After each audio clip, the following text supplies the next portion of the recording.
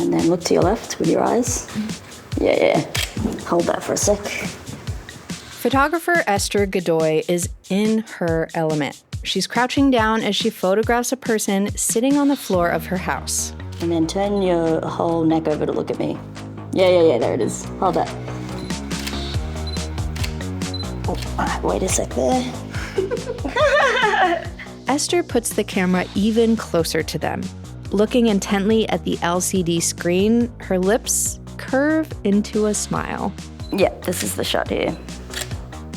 Esther Godoy is the photographer behind a project called Butch is Not a Dirty Word. Esther's own relationship with the word butch has evolved over time. I think I came out around 21 and I had always had this masculinity about me, but I was always like far too butch phobic and far too ashamed to even think about leaning into it. I was always afraid people would mistake me for a boy. That's what they used to do when I was young. Esther grew up in a suburb of Melbourne, Australia, and found community through skateboarding. When she was 23, she came to Portland, Oregon, as part of a women's skateboarding tour.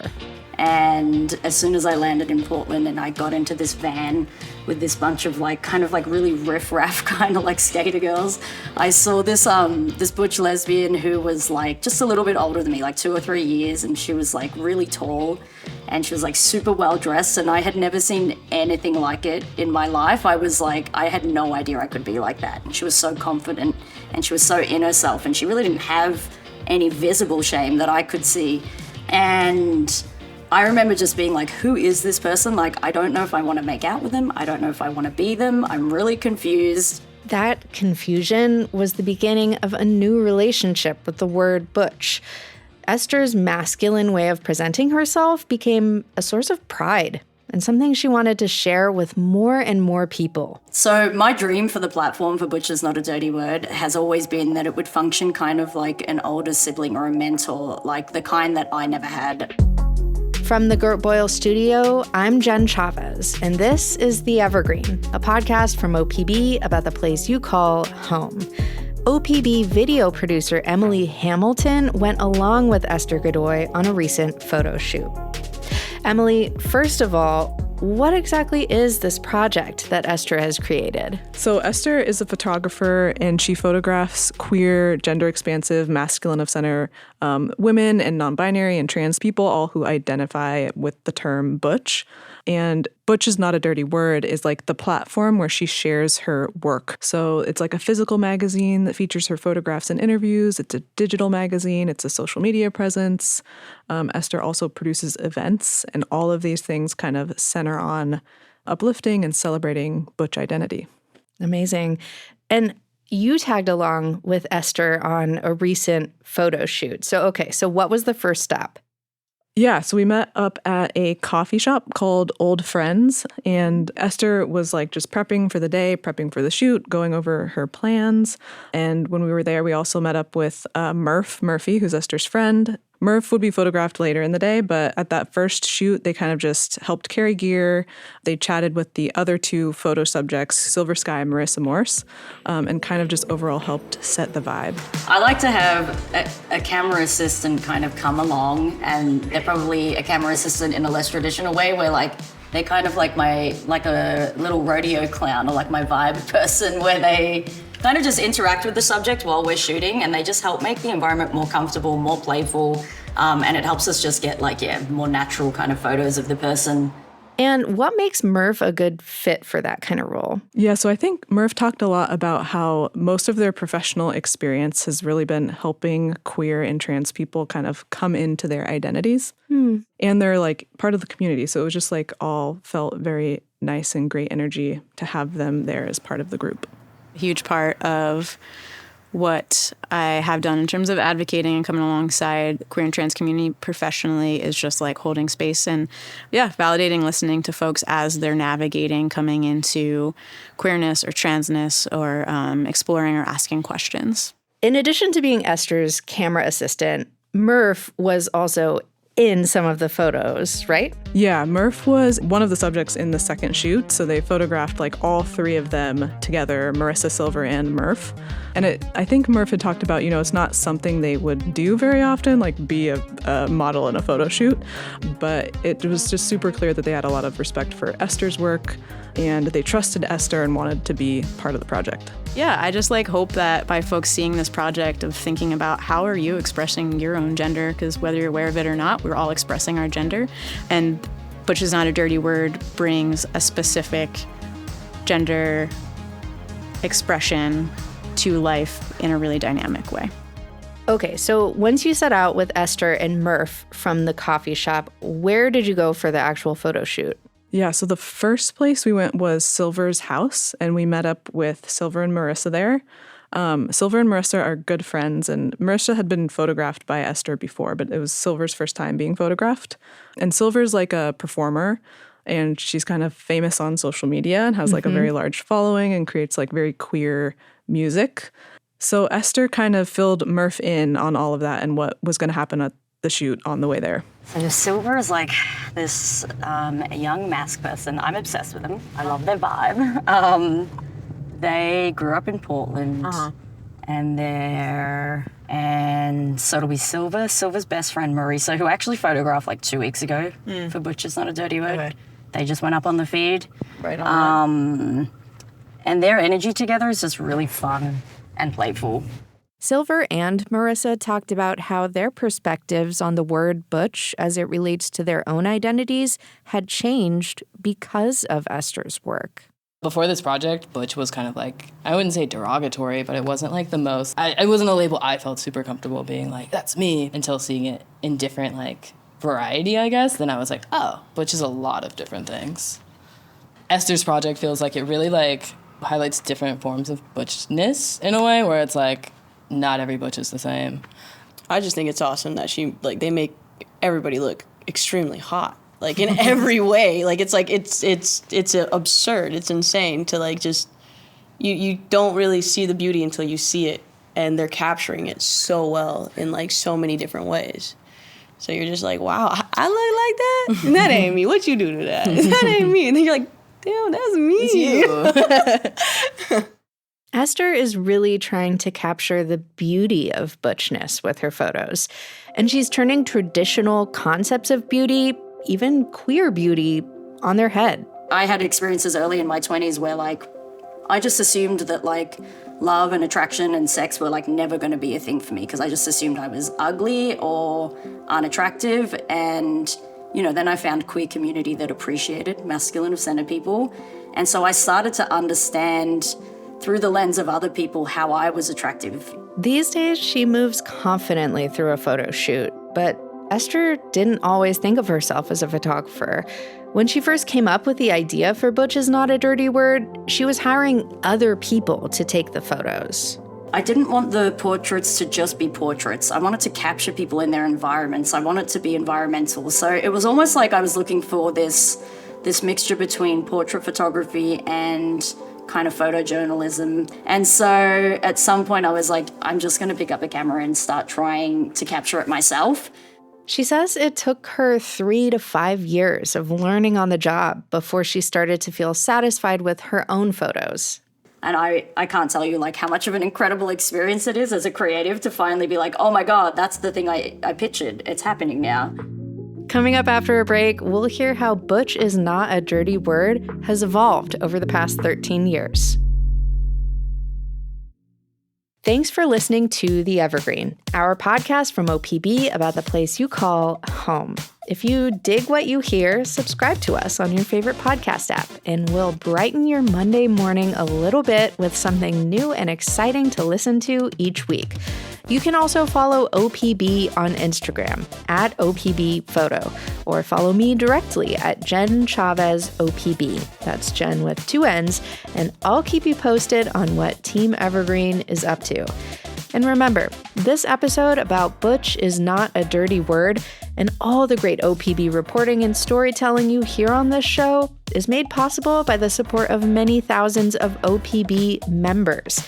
Support our journalism by becoming an OPB sustaining member today at opb.org/pod. And one last thing real quick before we get back into it, I am excited to tell you we're going to be doing a live taping of the Evergreen soon.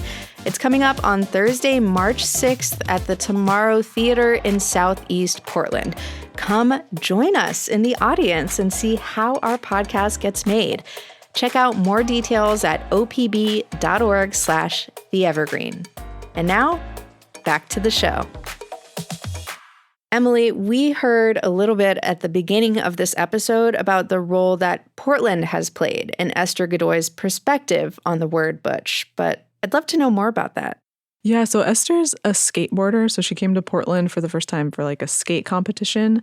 And she talked about how when she came here, she like met a bunch of skaters. And there was specifically this like one really cool butch person who kind of took her under her wing. And she had like never seen anything like that before, this visible example of butchness.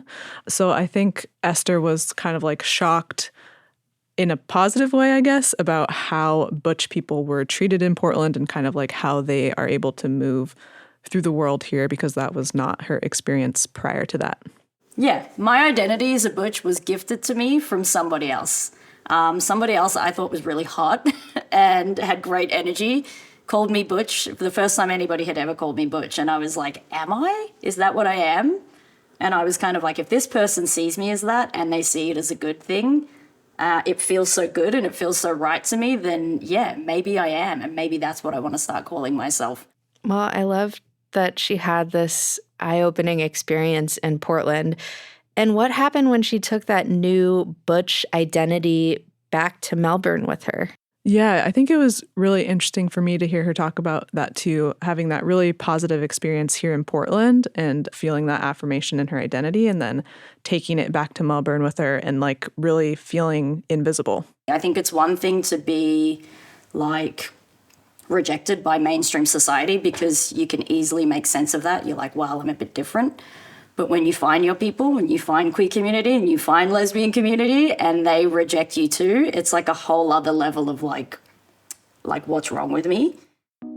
So, of course, she came back to Portland. You know, one of the most amazing things about Portland is how queer it is and how just like the deep history that's kind of come like as a part of being on the West Coast and San Francisco and Los Angeles. But also just the kind of lovable weirdo vibe means that anything goes in Portland. So gender nonconformity as far as and as long as I've been here, which certainly isn't the whole history, but it's been a part and parcel of the fabric of the city.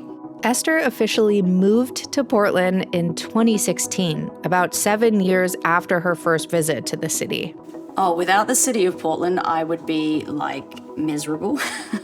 I would be very mentally unwell. And while life has been good in Portland, she says sometimes her butchness is still confusing to people, even here. She's on the shorter side and she's not likely to be mistaken for a man. So there's a childlike way that people read me, and there is an infantilization that comes with that. And I know that's the experience for a lot of butch and masculine people who are smaller or shorter or have a smaller frame. And it's a completely different experience of masculinity than a butch lesbian in a different kind of body. Clearly, there's not just one way to be butch. Emily, how does Esther's project embrace the spectrum of what that word means to people who identify with it? Yeah, Esther talked about the word butch in like this really cool way. It can be a noun, it can be an adjective, it's like a gender identity, and it's all like wrapped up into one word, and it's subjective, and it's always like up to the people who use it. Nobody can really say what is or what isn't butch. It's all about like the individual person. Do you identify with this terminology? How do you identify it? How do you embody it? It leaves it up to the individual whilst also still allowing us all to be like a joint entity. And butch is not a dirty word, embraces everybody under that umbrella. So it's like women who are masculine of center, trans people, non-binary people, all gender expansive people, and people all over the spectrum. There's a place for them like within this word. And I think that breadth of expression and like showing that people are three-dimensional and not a two-dimensional stereotype is like a key part of the project. I would say that one of the number one complaints that I hear from other butch people is people project this kind of masculinity onto them that's actually not all that accurate for them. So there's a playfulness and there's a vulnerability in the subjects that is there inherently. And it's almost like they've just been kind of waiting for someone to allow them or give them permission to lead with that rather than lead with their toughness. Emily, I know you've been following Esther's work for a few years now. How does her project speak to you personally? So I identify as somewhere like on the butch spectrum somewhere. And I actually did discover Esther's work like a long time ago. And it was really important to me as kind of, I was like discovering my identity. And it's kind of continued to be really significant and important to me, like as I've continued to grow into the person I am now. So getting to work on this project and getting to like talk with Esther and experience her work and kind of hear about what she's trying to do, it's just been really cool and like really impactful for me.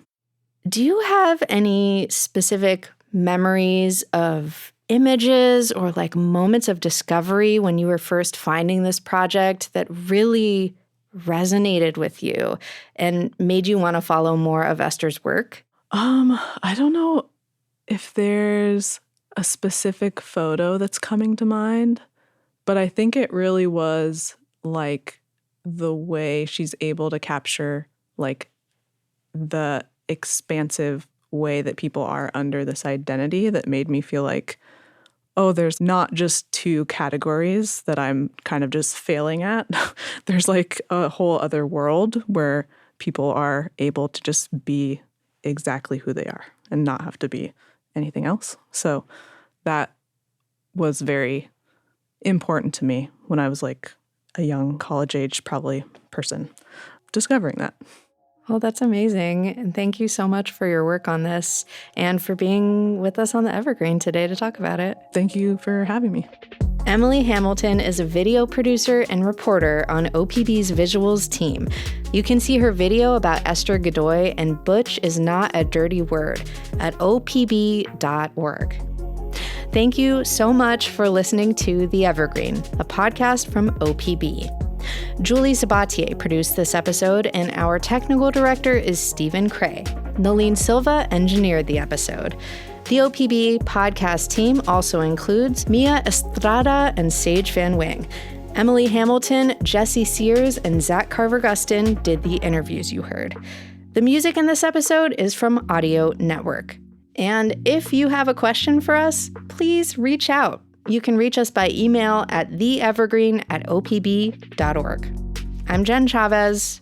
Catch you later.